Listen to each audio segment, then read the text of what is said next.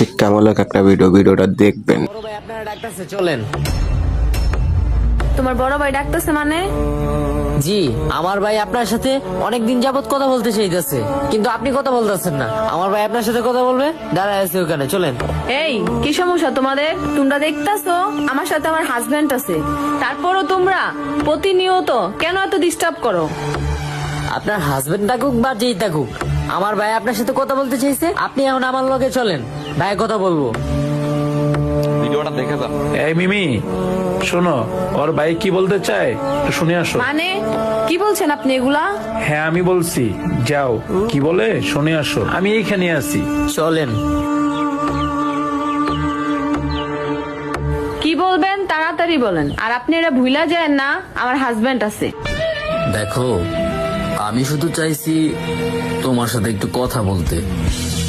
আমি আসলে তোমারে পছন্দ করি। হ্যাঁ আমি জানি তোমার হাজবেন্ড আছে, তোমার যদি বিয়ের পর 2-4টা বাচ্চাও থাকে আমার কোনো সমস্যা নেই, তবু আমি তোমারে ভালোবাসি। এই আপনি কি পাগল? জানেন আপনি আমার হাজবেন্ড আছে, তবুও কেন আপনি এইসব কথা বলতেছেন? আপনার সমস্যাটা কি? আর হ্যাঁ দেখেন, আপনি যদি আমাকে প্রতিনিয়ত ভাবে ডিস্টার্ব করেন তাহলে আমি কিন্তু আইনত ব্যবস্থা নিব। আপু, আপনি কাকে আইনের ভয় দেখাইতেছেন?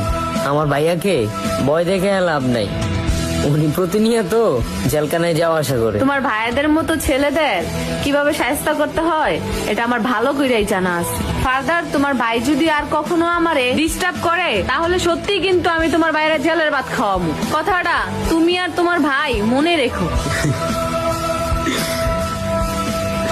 তোর ভাবিটা কিন্তু পুরো একের আছে। আরে মিমি, আসছো?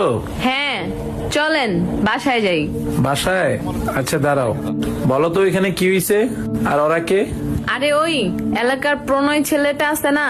ও আচ্ছা, ওই মহল্লার এই পনই ছেলেটা, ওই তো অনেক পোলাপানের সাথেই চলে, ওই তো ছেলেটা ভালো না। কি হয়েছে, ওই কেন তোমাকে ডাকছে? আরে হ্যাঁ, খুবই বাজে ছেলে। ও জানে আমার হাজবেন্ড আছে, তারপর ওনাকে আমাকে পছন্দ করে।